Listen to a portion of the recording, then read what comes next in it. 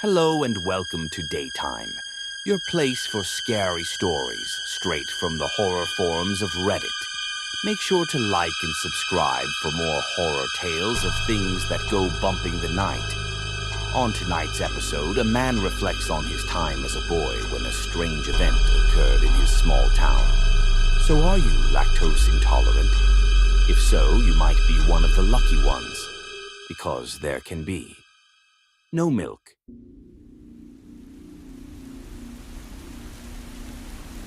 A few months ago, the civil township of Wanley, NC, was officially revoked. The area's had a dwindling population for decades, and with less than a dozen people living there as of this writing, the town has been absorbed into a neighboring area. For most people, this is a footnote. No one really knew about Wanley. Hell, even the post office got confused at times. But that town used to be something, and the people who came from there are as real as it gets. I was one of those people, and I want to tell the story of what happened. In the 90s, Wanley was the home to approximately 3,800 people. The main export was corrugated steel roofing sheets, produced by the Wanley Metalworking Roofing and Tiles. There were the two dairy farms, the Ansons and the Bows. We also had a small barley and wheat refinery, a high school, two large off-site admin offices, and one of those small-scale business incubators. Apart from that, there wasn't much to see in Wanley. Just this flat chunk of land amid a big pile of nothing. In those days, people were already leaving town. Businesses were split between Fayetteville and Roseboro. A lot of people figured that there was no point making big investment plans for a town that was bleeding out. Hell, even Wanley Metalworking considered relocating south to Wilmington, abandoning their namesake.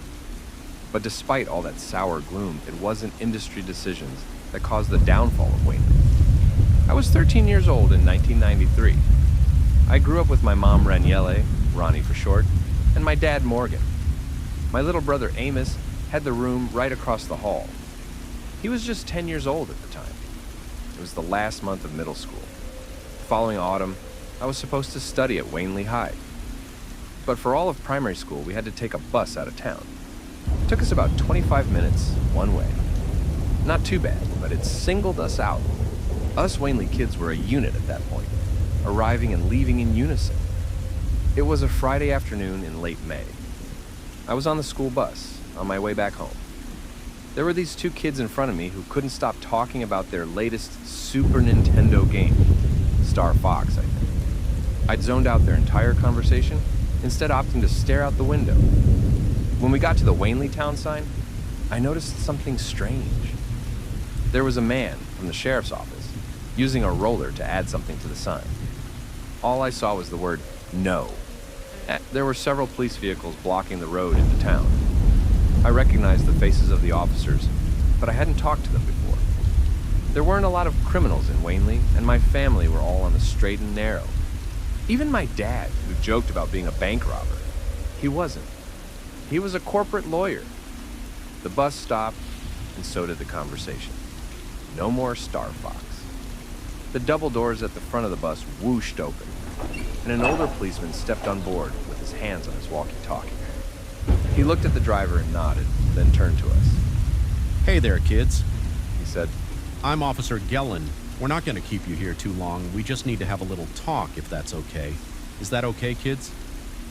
There was a muttering, "Yes," coming from the Wanley Middle School children, myself included. Officer Gellin nodded, hiding a wide smile under a wild mustache. All right, I'll be right back. Sir, would you accompany me outside for a sec? The driver stepped outside with Officer Gellin. Meanwhile, the rest of us kept looking around, trying to see what was wrong. "Maybe there's an accident," said one of the younger kids. "Maybe someone got hurt." "I think there's a fire," said another. "Mom says we can't barbecue because of fire hazard." "Maybe there's a murderer," said the Star Fox kid. "And they found like heads and stuff." "Gross," I added. "You're gross." I looked back outside as the other kids started to squabble. It went from fire to accident to murderers to space aliens, then right back to talking Star Fox. Meanwhile, I stared off in the distance, and that in turn gave me an idea. I could see the back of the town sign from the rear window. I leaned back and looked out.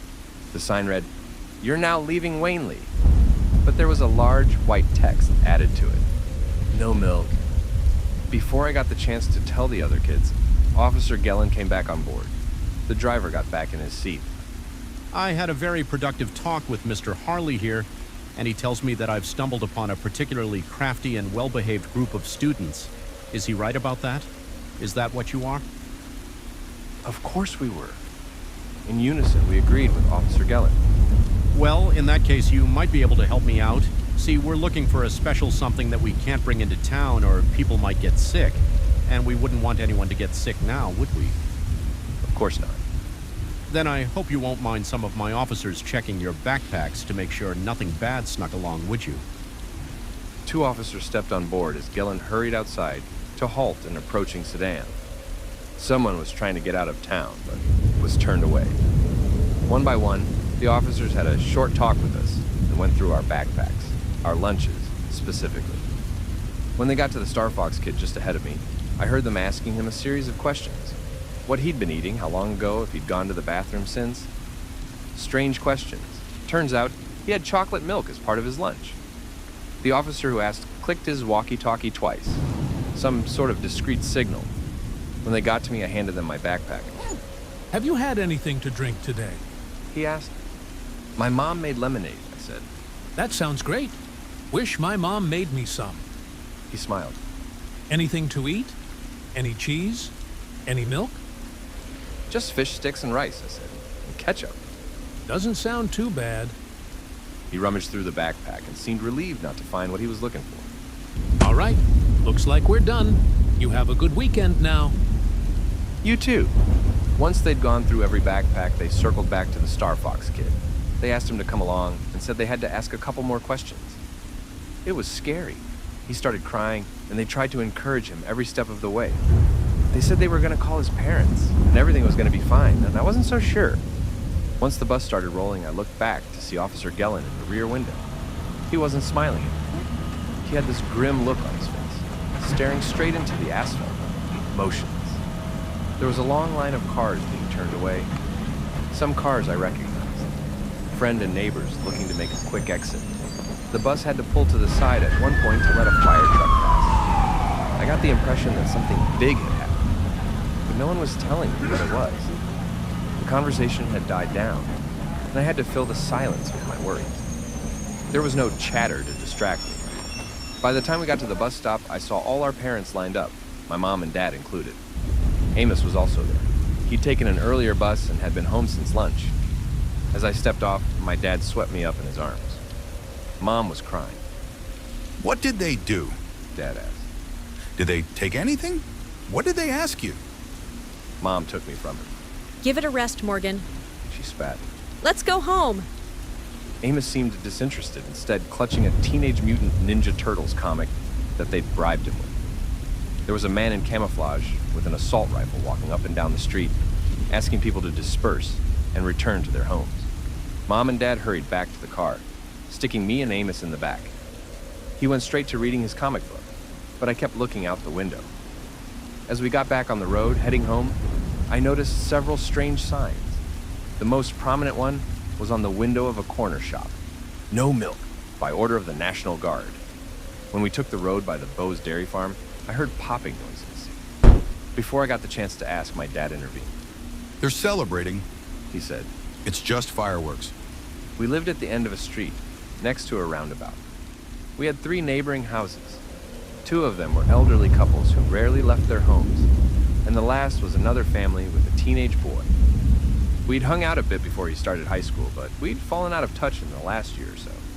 Still, I had fond memories of watching movies on their big screen TV and playing video games. I bet they had the new Star Fox game. As we turned the corner, the street was in chaos. The Masons were out on the lawn, arguing with 2 fire marshals. The other elderly couple, the Stevensons, were dragging bags to their car. The other family was nowhere to be seen, and their SUV wasn't in the driveway. Their front door was half open and the lock broken. There was a piece of white paper with red text nailed to the side of the door. Just go to your room, Dad said. we'll talk over dinner. But what's going on? I asked. We'll talk about it later. He insisted. For now, I need you to stay in your rooms. Amos looked up from his comic book. Can I play Nintendo? As long as you want, honey. Mom smiled. And tonight, there's no bedtime. Amos looked up at me like we were going to Disneyland. It took him a moment to realize that he was the only one smiling and he didn't understand why. To be fair, neither did I. We hurried inside. Amos and I ran upstairs and got to our rooms. Amos had been allowed to keep the Super Nintendo in his room, while I had a VCR. It was fair enough. He could play games and I could watch movies. But I wasn't in the mood to watch anything. I had this sinking feeling that something was terribly wrong. And I kept looking out the window, hoping to see something. The Stevensons were arguing next to their car, and the Masons were being ushered back into their house. I could see smokestacks rising from the dairy farms and flashing lights from fire trucks going back and forth down Main Street. Every now and then, if I listened closely, I could hear popping noises. It didn't sound like fireworks. It sounded like gunshots. I'd only been in my room for a couple of minutes before I heard a careful tapping at the door. Amos stepped in with this haunted look on his face, his eyes wide and unblinking. Can you help me with my science project? He asked. It's acting funny. Amos had been working on a science project for school. It wasn't a big deal. He'd taken different kinds of milk and placed them in cups to see which ones went bad first. He usually checked it before he went to bed, making notes about changes over time. Can you please look? He asked. It's really weird. All right. For something to make Amos say, please, it had to be something out of the ordinary. I walked across the hall to his room, catching a whiff of an argument downstairs. Mom had raised her voice. There was a certain pitch to it when she was worried about something. She wasn't holding back this time. It made me feel sorry for Dad. Half the time, it wasn't even him she was angry at. I followed Amos past the pause screen for Contra 3 and up to the window. He had the cups resting on a small metal tray with plastic wrapping. He stopped just ahead of it. I heard this noise, and he pointed at the cups, clutching his notebook. I haven't opened it. Mom says it smells too much. As I approached, I saw the cups rattle. Not much, but enough to make a noise. I could see the plastic wrap shaking. Looking into the cups, it took me a while to understand what I was looking at. At first I thought it was maggots, but it wasn't. It looked like something had coalesced at the bottom of each cup, and there were these tiny white strands shooting out of it, prodding the plastic for weaknesses. It sort of looked like an egg, in a way, with these inches-long strands that moved independently of one another. All of it milky white. It keeps moving. He said. Look! He stepped up to it and put his finger on top of the plastic. The strands in the cup immediately reacted, shooting straight up. It looked almost electric in a way. Why does it do that? He asked. Don't touch it, I said, and we gotta put it away. Should we tell Mom? I could hear them arguing downstairs and shook my head. We should throw it away, I said. Let's flush it. Amos protested all the way to the bathroom, but didn't want to make a fuss. I told him I'd take the blame, and he could go back to playing Contra. That seemed to do the trick. I placed the tray on the floor next to the toilet.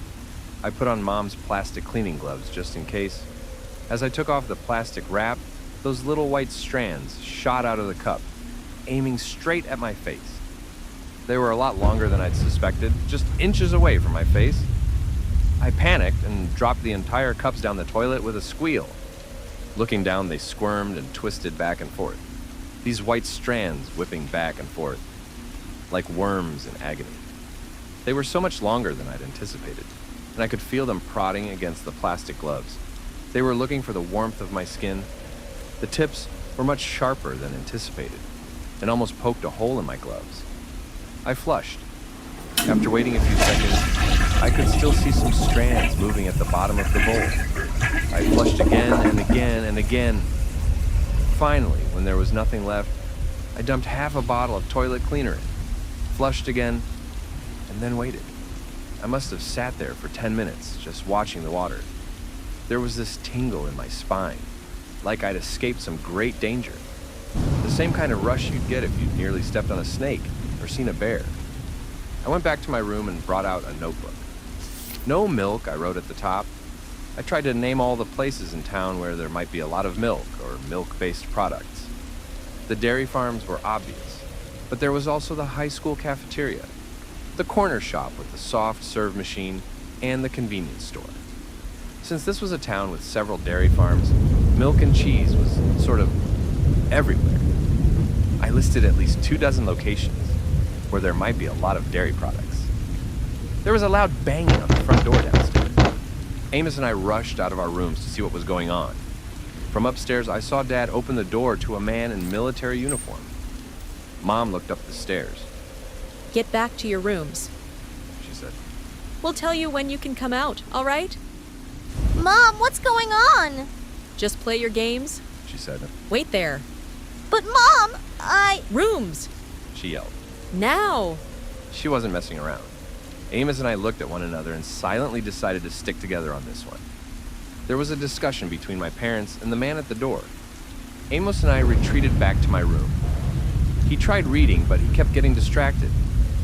You think it's bad? He asked, putting down his comic book. Amos had always been a bit of a pain. Lots of pranks and scares, but this time was different. We weren't playing around. It was like a silent agreement. Yeah, I said, I think so. Why? What's so bad? I think there's something wrong with the milk. But you flushed it, right? Not just that milk, I said, all of it, all milk in town. It's all gone bad? Worse, I said, like real bad. What happened next was quick. I heard someone coming up the stairs, and in the next moment, my parents opened the door to my room. They asked us to remain calm. They asked us to be quiet.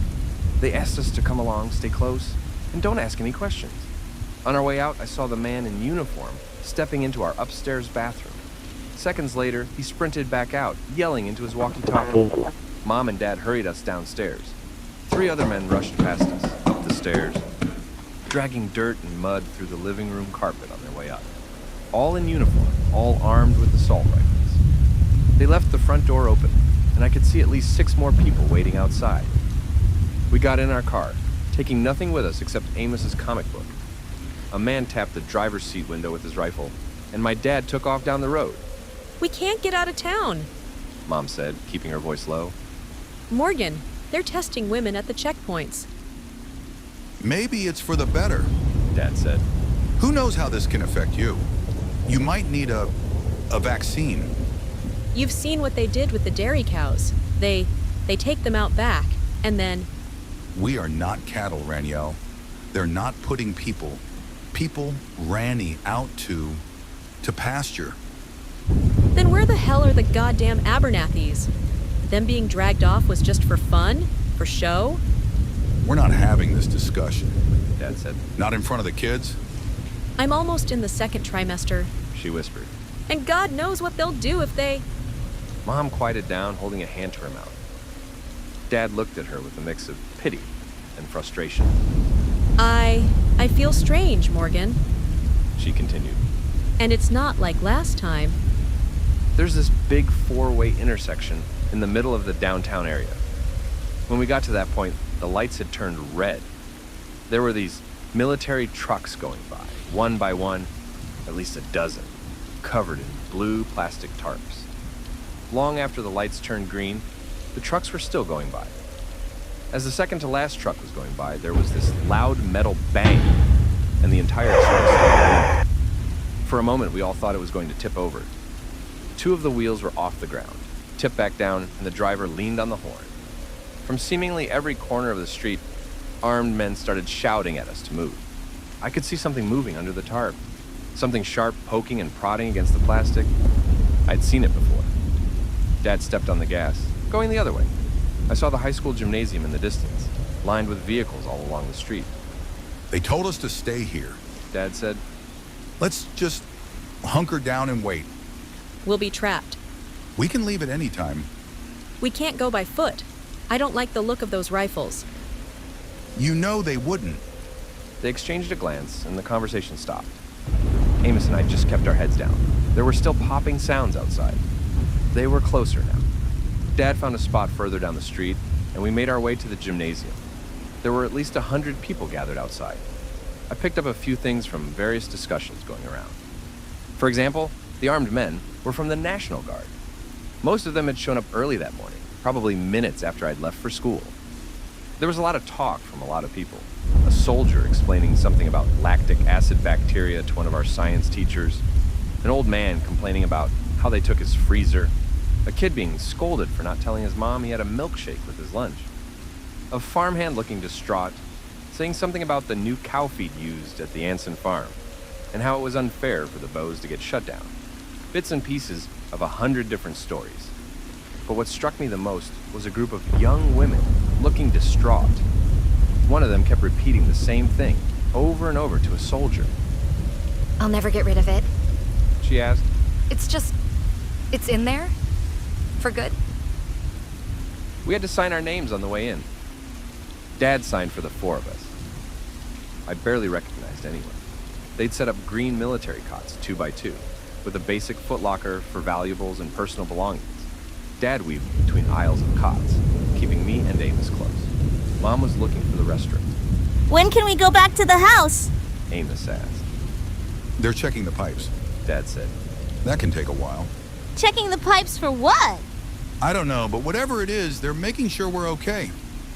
A stone sunk into my stomach. Maybe what I'd flushed down the toilet had gotten stuck in the pipes somehow. Maybe that's what they saw. For the next few hours, we stayed put. They handed out a couple of basic dairy-free meals.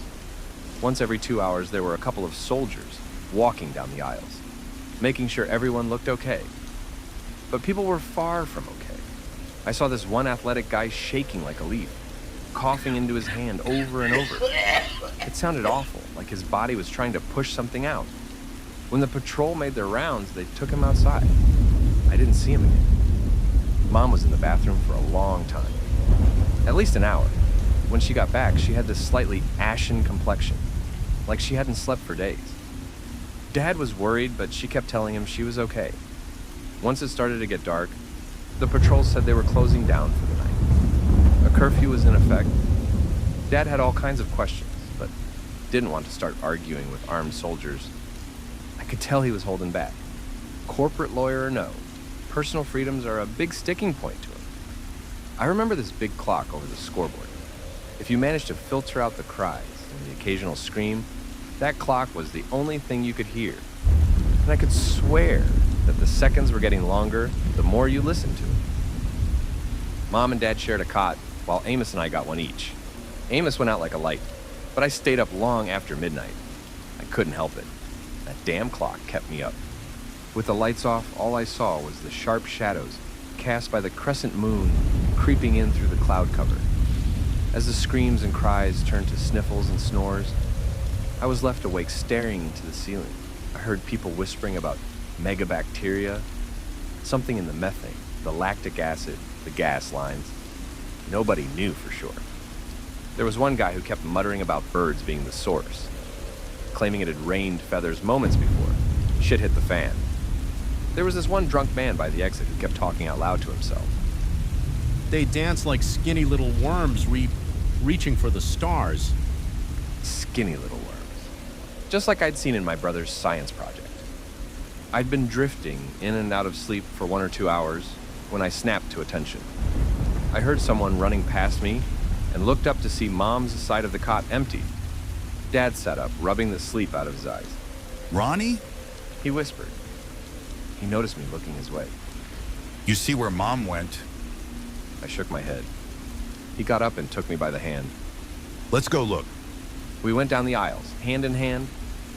It was eerie watching all these strangers sleeping around us, like nothing was going on. Even the drunk guy by the exit was out cold by now. I don't know if I was imagining things, but I had the mental image of those skinny little worms appearing. Sometimes, when I looked at the sleeping people, I imagined little shadows scurrying to hide. Something crawling out of a nose, an ear, a mouth. We walked past this one man who looked sick, who had a metal bucket next to his cot. I could hear little tapping movements at the bottom of it, as if something was struggling to reach out. She might be in the bathroom, Dad said. Let's go look. There were 2 patrolmen by the bleachers, smoking and telling stories. They kept passing a bottle back and forth. Dad kept his head down, making sure not to look them in the eye. We went through a short hallway and made it to the bathrooms. The power was still on, but all the lights were off, making the emergency exit sign the only thing to guide us. Dad was about to step inside the bathroom when I tugged on his sleeve. "That's for ladies, Dad," I said. I'm sure they won't mind. We stepped through the door. Moonlight was coming in from a frosted glass window, casting an eerie shadow across the floor. We split up and started knocking on the stalls. It was quiet. Dad had this worried look on his face. Maybe you should step outside for this, He said, just for a while. "Let's check," I said. "It'll be quick." Wait, let's... I opened one of the stalls. I barely saw anything. In the moonlight, I couldn't see much more than outlines. I saw a pair of still hands holding up a bloated belly with these dancing little worms pushing their way out of the skin. Like a goddamn human garlic press. The tapping sound of 100 thin parasites looking for a new host. Some were just an inch long, others were as tall as an arm. One of them poked the nail on my thumb, but couldn't latch on. I saw chunks of hair strewn across the floor, a side effect of late-stage infection. A hand fell over my eyes, and I was dragged outside. When I looked up, I saw Dad. His entire body language had changed, like he was in pain.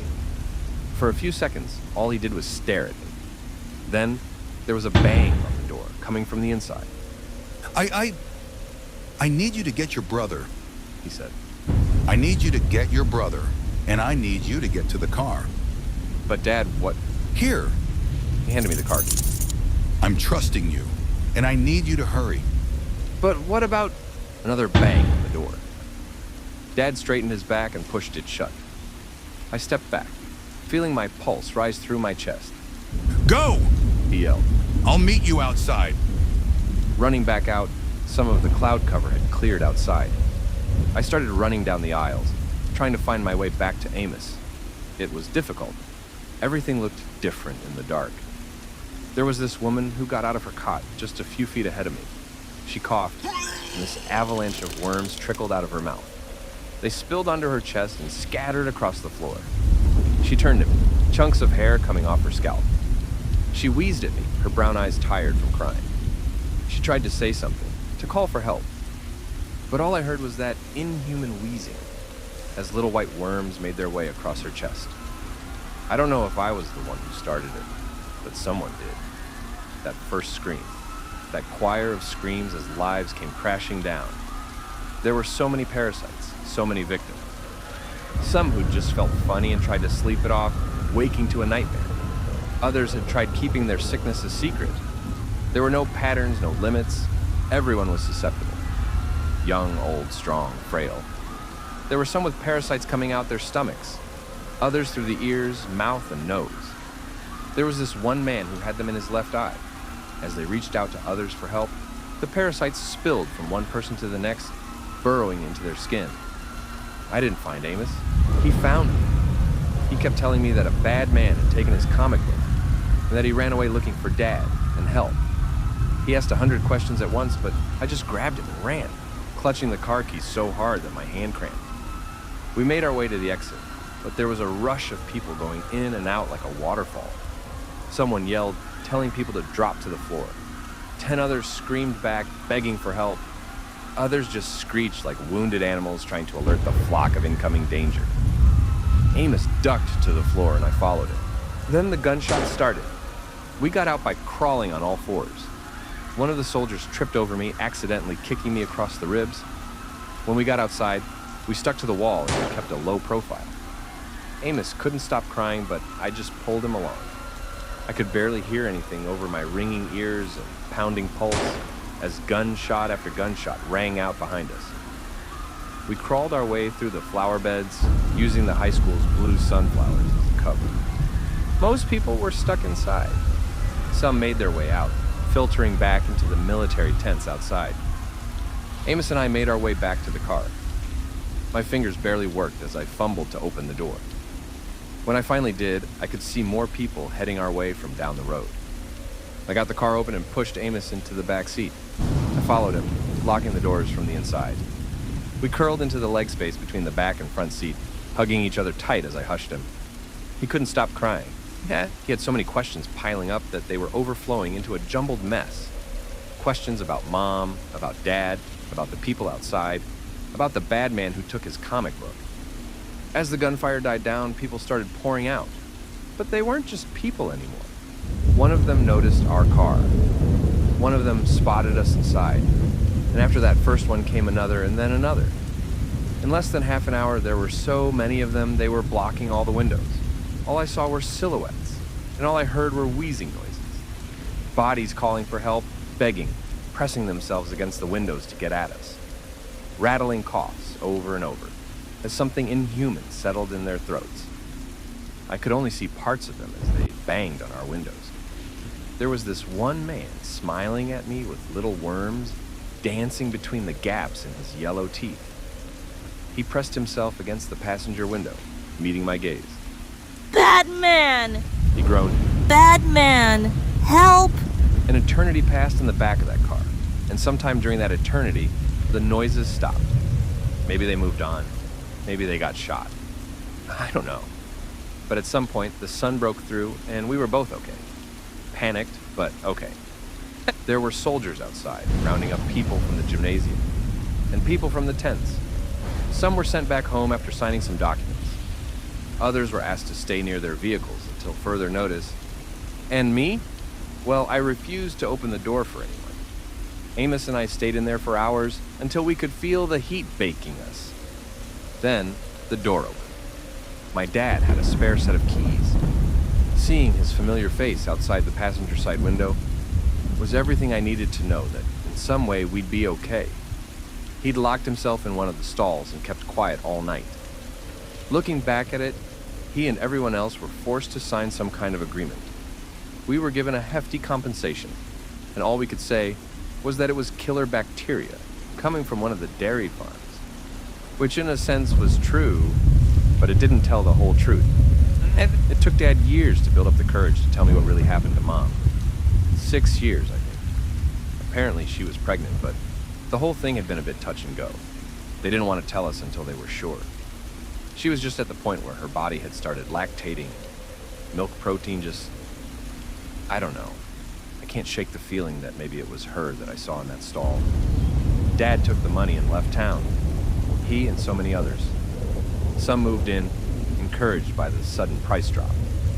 I guess that's how the town made it all the way to 2023. 176 people died in total, directly or indirectly. But what they don't tell you is that thousands were permanently scarred. Some of the girls who'd just entered puberty had to get sterilized, or they might risk another outbreak years down the line. They did some tests on me as well, but determined I was fine. Amos, too. Guys are affected differently. I still have that bacteria in me in some capacity. While I can eat and drink dairy nowadays, there's that part of me that just can't bring myself to try. The thought of reliving any part of that day gives me this sickening feeling in the pit of my stomach. I feel my pulse rising just thinking about it. Seeing that white liquid fills me with the sense that there is so much moving around in it that I just can't see. If it hadn't been for what happened that day in 1993, I think Wanley would have been fine. But as it stands, I'm glad it's finally gone. Hello and welcome to Daytime, your place for scary stories, straight from the horror forums of Reddit. Make sure to like and subscribe for more horror tales of things that go bumping the night. On tonight's episode, a man finds himself mistakenly inside people's heads when he's placed in the way of danger. So, are you sick in the head? Because my mind is contagious. I've always been a bit off. I grew up with my grandparents in the outskirts of St. Gall, Minnesota. You could call them hippies if you want. They were emotionally distant people. I could tell they weren't very close with their child, my mother, and they weren't happy with her decision to have me. Honestly, most of the parenting I got were from the other residents of St. Gall, this close-knit community of outsiders. And my parents? Well, I've never met them. My mother is in jail, possibly for life. Not sure why, but seeing as my dad is dead, I have my suspicions. Honestly, though, they've never been a part of my life, and I'm not going to start caring now. But I'm here to tell you about one of my most private and weird personal problems. Because of recent events, I've grown a bit existential. I thought it was about time I shared my story. My grandparents told me I had a skin disease, something that could transfer from one person to another if I wasn't careful when spending time with others. They had all kinds of fancy Latin words for it and statements from dermatology specialists. Looking back at it, I should have asked a lot more questions. I figured out it was nonsense by age 7. Either way, I was told to stay away from people and keep to myself. I had to wear gloves at the dinner table, and there were no hugs and kisses. Instead, I'd get a steady, gloved handshake when I did something good, and I was sent to the basement when I did something bad. The basement had no books, which was punishment enough. Just a dark room where I was left to stew on my anxieties. During my formative years, I was homeschooled. I noticed that I kept surprising people with my ability to retain, observe, and use information. While my grandparents might quiz me on European history, for example, I not only knew the answers perfectly, I could discuss them, challenge them, and see patterns from other textbooks I'd read. They kept calling me a smart kid, but I've never really felt smart. I just see things and remember them. If that's all there is to being smart, then it's not that big a deal. Trust me. But it came to a point where I could no longer ignore it. People in the community came to me for help, and I started picking up foreign languages. I learned fluent Spanish watching Telemundo, and a lot of German from documentaries about the Second World War. Today, I speak 8 languages fluently. But being intelligent, whatever that means, is not just a boon. You're constantly second-guessing yourself, asking if there is a better answer. You're worried you don't have all the pieces of the puzzle. Answers and the questions that precede them are never good enough. There is always another step to take, another angle to consider. Imagine being wrecked by constant doubt and insecurity. It leaves a mark on a person, and I'm no exception. I pretty much withdrew from other people. I couldn't imagine myself trying to help others. What if I guided them wrong? What if they took an unwittingly false statement as a fact? It is exhausting trying to be on the right side of knowledge and opinion. I was constantly on edge, withdrawing from St. Gall to focus on myself. I learned to find comfort in nature, mostly from a friend I made as a kid. It was an early morning in May, and the air was still thick with dew. I took a walk around the lake when I noticed this awful cry. The Toussaint couple had been setting up fox traps to protect their chickens, and something was stuck. I hurried over. At first I thought it was a small dog, but the shape of the paws were all wrong. Taking a closer look, I realized I was looking at a baby black bear. The mother was nowhere to be seen, and the little thing was screaming its heart out. I felt awful, but as I approached, it lashed out towards me. I tried to calm it down, and the strangest thing happened. The moment I put my hand on its forehead, it just stopped screaming. The little animal just stared at me, confused. Those big dark eyes locked onto mine, and I could tell it knew my intention. It knew I meant it no harm, I'm sure of it. It was just scared, confused, and in terrible pain. "I'll help you," I whispered. "You'll be fine." I made a mental checklist of all the things I needed. It might require stitches, bandages, maybe even a splint. I had to check if the leg was broken or merely sprained. It could be dehydrated, starved, or sick. I didn't see any signs of mange or other diseases, so I just pet the animal, whispering comfort. "I'll be right back." As I stepped away, it didn't panic. It knew I'd be back. I raided our first aid kit and spent most of the day caring for it. I didn't bring it back to the house, as I wanted the mother to have a chance to find it. Instead, I cleaned it, cared for it, and kept it company. The leg wasn't broken, but there was a deep gash. The bear also had a limp when he walked, understandably. I figured it might be permanent. Still, it seemed calm in my presence. In a way, I felt a connection to it. We understood one another in a way that people usually didn't. It listened. He'd lean against me and sleep as I practiced my Mandarin. I called him Wojtek, like the bear the Polish 22nd Artillery Supply Company adopted during the Second World War. I spent 4 days with Wojtek that summer. Every night, I'd tuck him in next to a large rock so no wild animals would find him. And every morning, I'd bring him eggs, toast, and bacon. My grandparents usually let me eat in my room alone, so they didn't notice me sneaking out to share my dinner. At the night of the 4th day, as I tucked in Wojtek, I heard this rumbling noise. A tree breaking. The sun was setting, and I didn't even notice the black shadow flanking me. I turned around and realized I was facing a fully grown black bear, and I was standing between her and her cub. As she stood up on her hind legs, I remember thinking that I didn't even have the time to panic. I almost laughed. My death would be so sudden I didn't even get the chance to regret my actions. I froze, looking at those enormous claws, the jaws large enough to swallow my head. As she roared, I could feel my body collapsing to the ground. I thought I'd die from the sound alone. Then I noticed Wojtek. He'd stepped out and placed himself between me and his mother. He stood up on his little legs, making this tiny yelp noise over and over. It almost looked like he tried to mimic me, even though it pained him to stand on his wounded leg. I just crawled into a ball and made myself as small as possible. Over and over, I heard Wojtek screaming at his mother. The air grew silent, like that feeling you get before a lightning strike. I held my breath as I heard trees bending and breaking. Looking up, I saw Wojtek limping into the woods, following his mother away from St. Gall. I don't speak bear, but I'll tell you, Wojtek saved my life. I'm sure of it. And that summer, I started spending a lot more time with animals. There was something so relieving about being understood, without having all these expectations looming over me. Animals are so simple and so grateful for so little. I started spending more time downtown helping out at the animal shelter and veterinary clinic. I knew my grandparents wouldn't approve of me spending too much time around other people because of my skin condition, so I just told them I was at the library. Which wasn't entirely untrue. I borrowed a lot of books on the anatomy of common domesticated animals. I can clearly remember the first time I helped feeding the dogs at the shelter.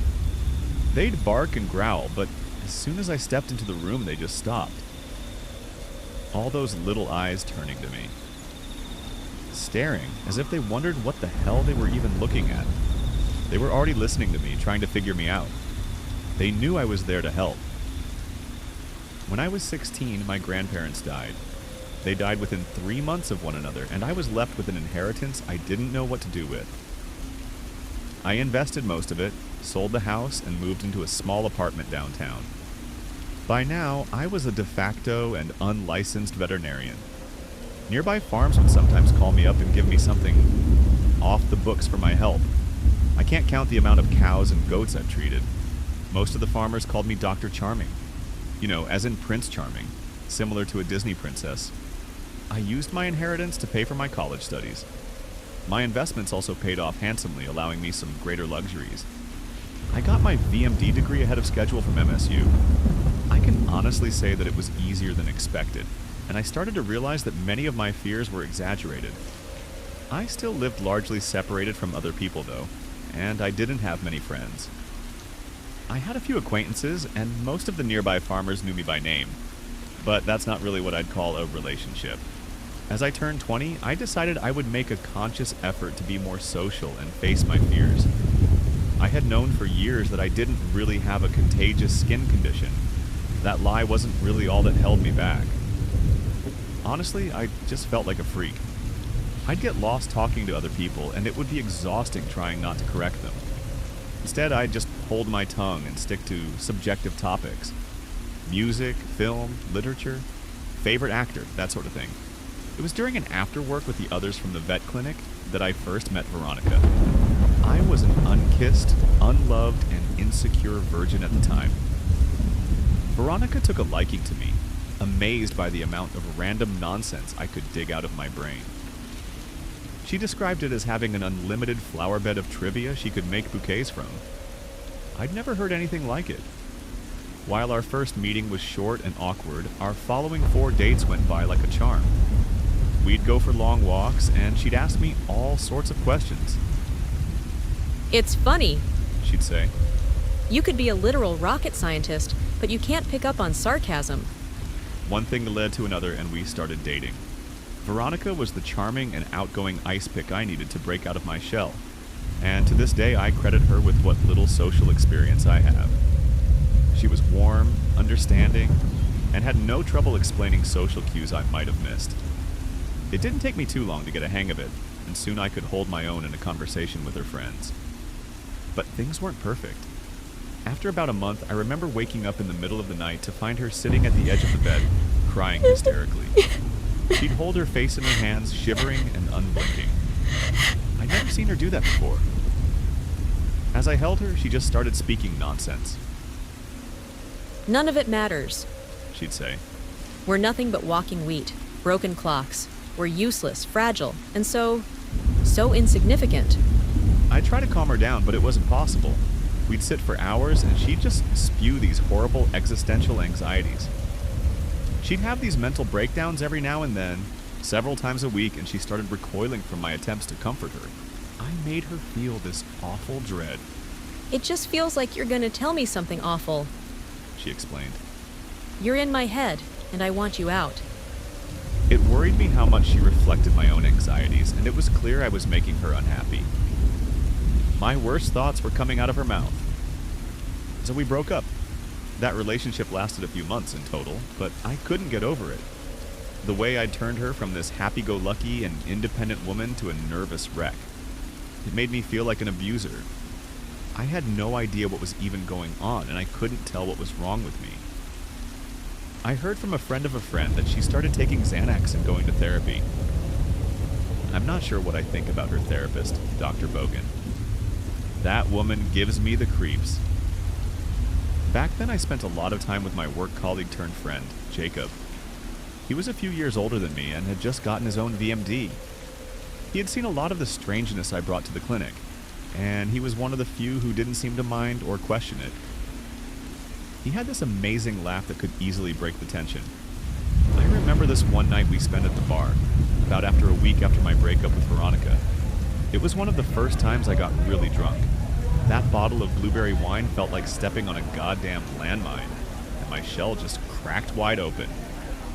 I'd gush about how amazing she was, how she made me feel, how beautiful she was. I'd quote love poems by Burns and Keats, laugh, cry, and finish most of the bottle on my own. At the time, Jacob was nothing but supportive. He'd pat me on the back, he'd make sure I drank plenty of water, and he'd ask me all kinds of follow-up questions. He just wanted me to get it all out.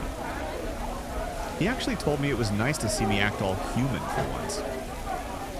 At the end of the night, he helped me get back home. Before we parted ways, I gave him this big hug, and he just froze. 2 weeks later, I found out he and Veronica had started dating. Out of nowhere, he'd just started courting her. She'd appreciated the attention, and the two had gotten along. Jacob was absolutely smitten by her, and she had found someone willing to overlook and tolerate her exhausted mental state. The two of them just turned into this natural couple, like I'd never even been a part of the equation.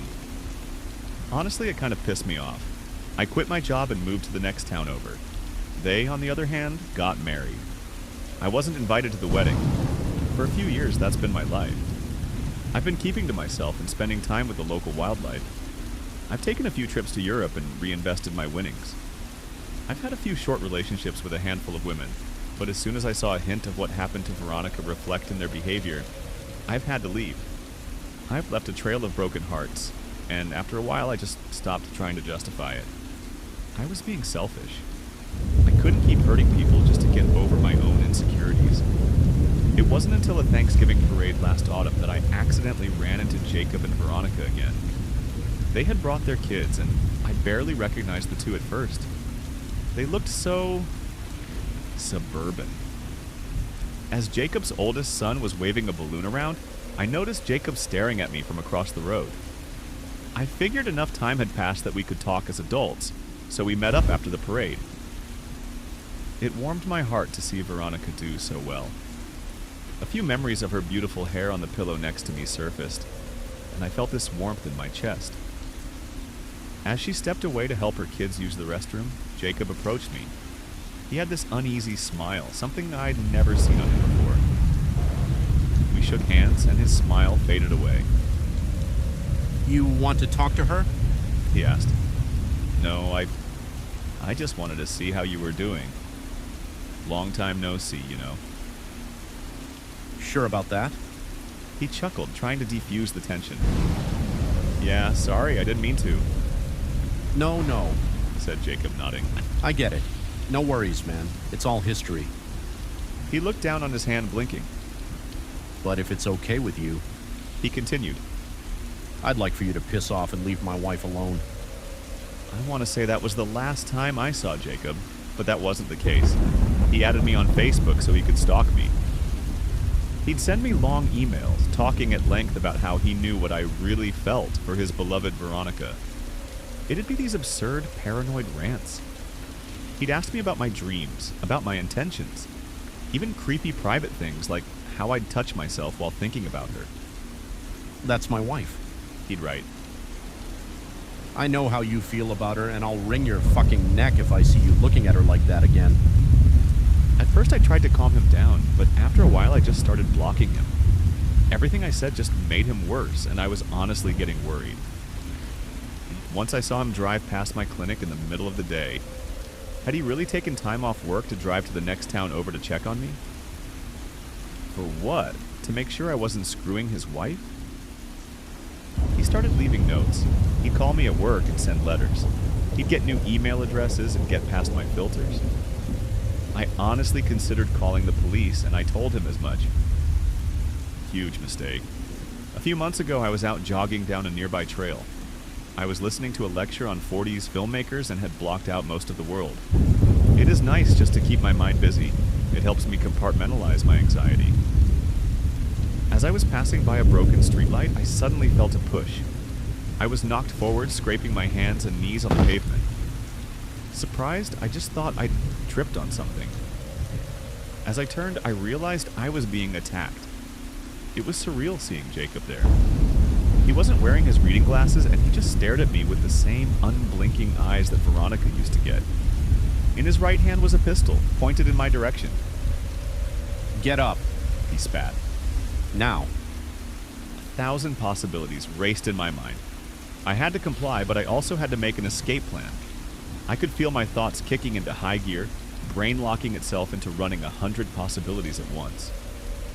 I just stood there opening and closing my mouth like a trout out of water. My brain was drowning in thoughts on dry land.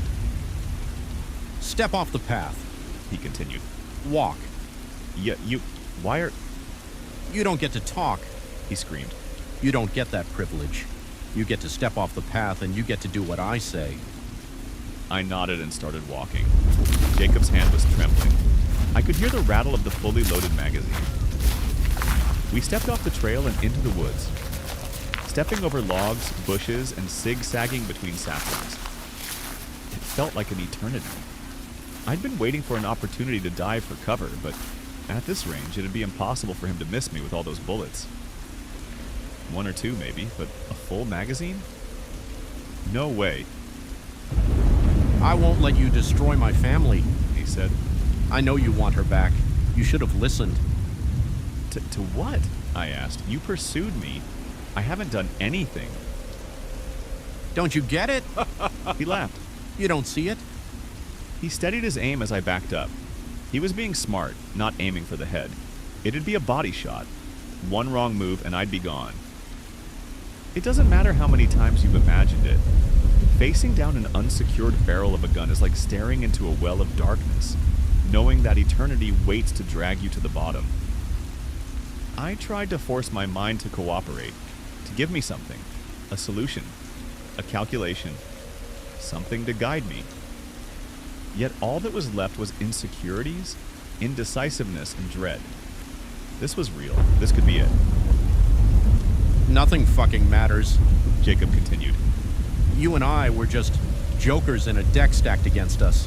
There's an entire cosmos of evidence that it just makes us... He just screamed himself red. His eyes, bloodshot and unblinking, refused to look away. I should never have taken pity on you. I should have left you to suffer, but I just fucking feel you. You're in my goddamn head opening these fucking doors. I don't want to think about these fucking things. I don't want to think about you taking her away from me. I don't want to think about how fucking dumb, small, and useless I am. Well, why does this keep coming back whenever you're on my mind? Jacob, No! He yelled, aiming down the sights. No more fucking poison! I should have been dead. Bullet in the chest, left to die next to a birch sapling. That's what I anticipated, but that's not what happened. Had I gotten a better look, I would have noticed him sooner. A massive 540-pound black bear with a limp in great. The moment Jacob raised his gun to take a shot, he was bowled over like a rotten log. I could briefly see his legs and head switch place as he was knocked flat on the ground. 2 shots went off as a roar echoed through the woods. The same roar I'd hear that night when a baby bear walked away from me all those years ago. I saw the whole thing. I saw Jacob's arm ripped into pieces as the bear bore down on him. I saw him dragged across the forest as that enormous bear jaw clamped down on his legs. I heard bones break as the bear stood up on his hind legs, only to push down with all his weight. Biting, clawing, mauling, breaking. A body tossed around like a wet paper towel, spraying blood in all directions. Jacob's horrible screams just suddenly stopped with the snap of a joint, but the bear wasn't letting up. He was tearing him apart. This wasn't just an animal attack. This was retribution. I just slumped to my knees. The bear limped over to me, unscathed, but covered in blood. The thought hit me that he might just be a wild animal attacking us, or protecting his territory, but I knew that wasn't it. There was no way this wasn't Wojtek, and there was no way he'd hurt me. Instead, I leaned my sweaty forehead against his cold nose and cried. He nuzzled up against me. Over the years, his little yelping noises had turned into deep, comforting snorts. "I'm sorry," I bawled. "I'm so fucking sorry." Wojtek kept me company and felt my pain. Jacob's death was labeled the result of a wild animal attack. Veronica had told the police about his deteriorating mental state, and a few locals had heard shots go off just as a bear roared. The conclusion was that he'd probably provoked the bear. I didn't say a thing. There was no need to try and explain my involvement. There was no way they'd believe me anyway. I've tried to summarize my thoughts about this. They're not rational, but I don't think there's anything rational about my life at this point. I think my mind is somehow contagious. I think my mood, my mindset, and worries can spread. Animals don't really have the capacity to understand my anxieties, so they just pick up on my immediate intentions. They understand the basics. They don't need the rest. But people? People are complicated. I think Veronica picked up on my worries, social and otherwise. I think it caused some sort of short circuit in her ego. And Jacob, well, the first time I hugged him, I must have shocked his system with my thoughts of Veronica.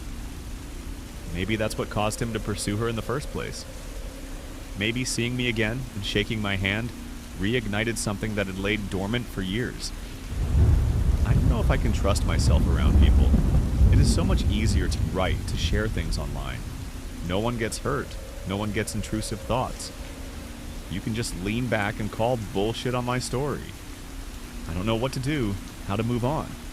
Can I even see a therapist? Either way, I think I'll be alone for now on.